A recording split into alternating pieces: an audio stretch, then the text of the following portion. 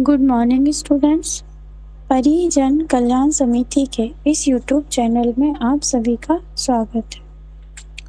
आज की इस वीडियो में हम सीखेंगे ई कॉमर्स क्या है और ई कॉमर्स के लाभ और सीमाएं।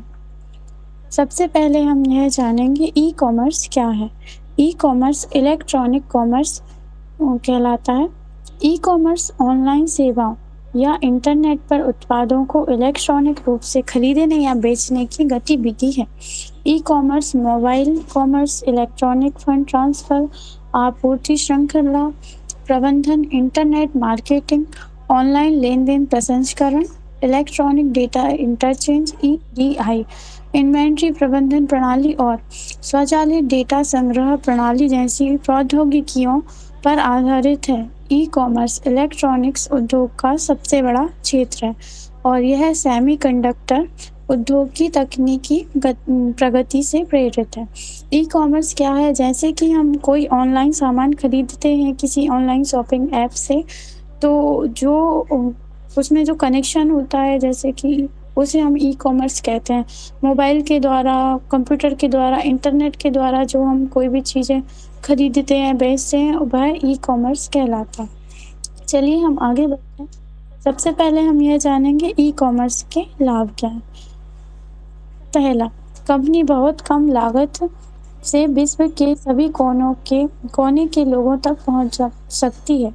पुरानी प्रणाली में जहां पर आपकी दुकान है, उसी के आसपास के खरीदार आप तक आते हैं, लेकिन इस प्रणाली में आपके उत्पाद को विश्व में कहीं से भी देख एवं खरीद सकते हैं। इस प्रणाली से आपके विज्ञापन और कमीशन आदि के खर्चे बच जाते हैं।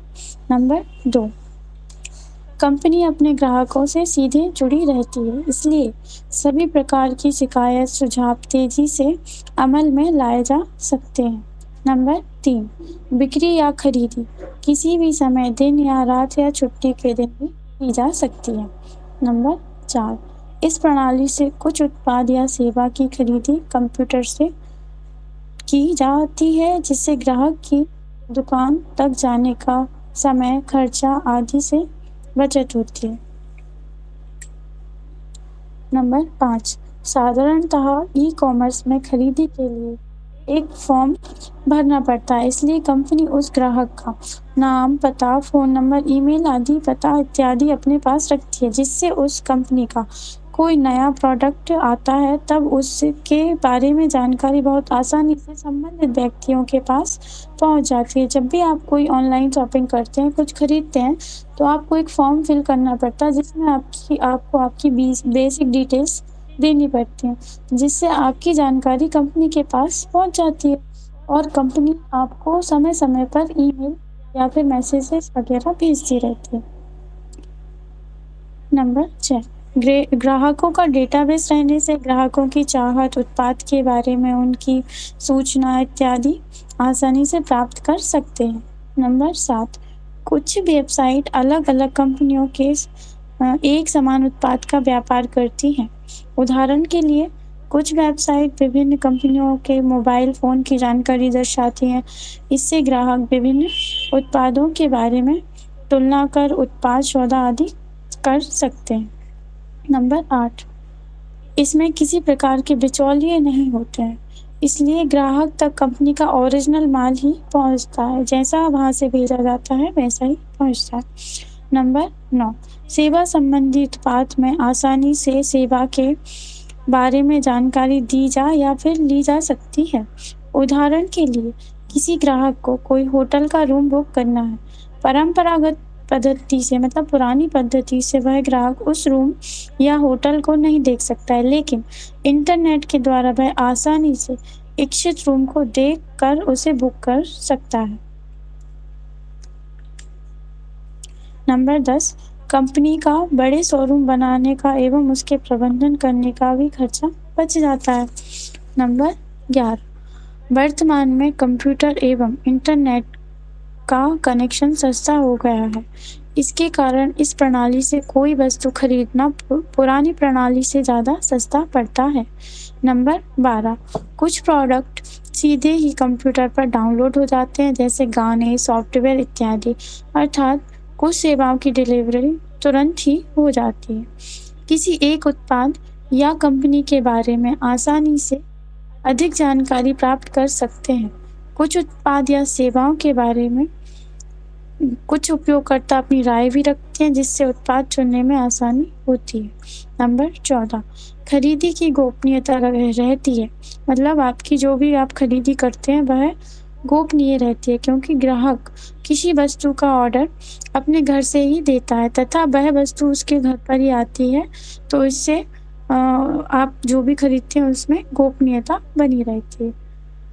चलिए अब हम जानते हैं ई-कॉमर्स की सीमाएँ कौन-कौन सी हैं। ई-कॉमर्स जल्दी खराब होने वाले उत्पाद जैसे कि फल, सब्जी आदि को नहीं रख सकता। साथ ही ऐसे उत्पाद में भी उपयोगी नहीं है जो लोकल ही बनते हैं जैसे तथा वहीं बिकते हैं, जैसे बर्तन, छोटे औजार आदि। नंबर 2, वर्तमान में भी इंटरनेट का उपयोग सीमित है, इसलिए सभी व्यक्तियों तक उत्पाद नहीं पहुंच सकते हैं। नंबर 3, ई-कॉमर्स के वेबसाइट, ईमेल आदि की सुविधा देना पड़ता है, जो छोटे व्यापारी के लिए महंगा साबित हो सकता है, क्योंकि उसे कोई वेबसाइट बनानी पड़ेगी।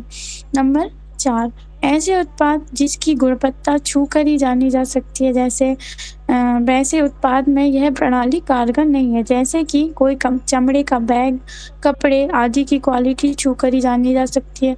कभी-कभी कुछ चीज़ें ऐसी होती हैं बदला जाती हैं, या फिर उनकी जो क्वालिटी होती है वो ऑनलाइन तो सही दिखती है, लेकिन हमें आने पर पता चलता है कि वह सही नहीं। नंबर 5, नए ग्राहक।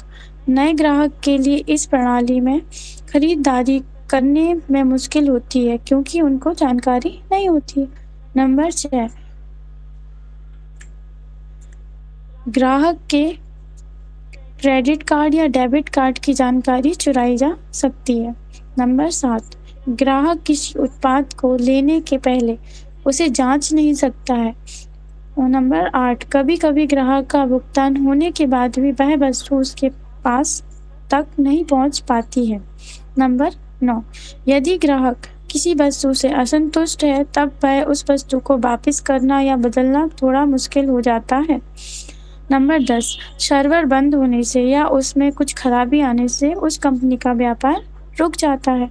तो यह होती हैं ई-कॉमर्स की सीमाएँ।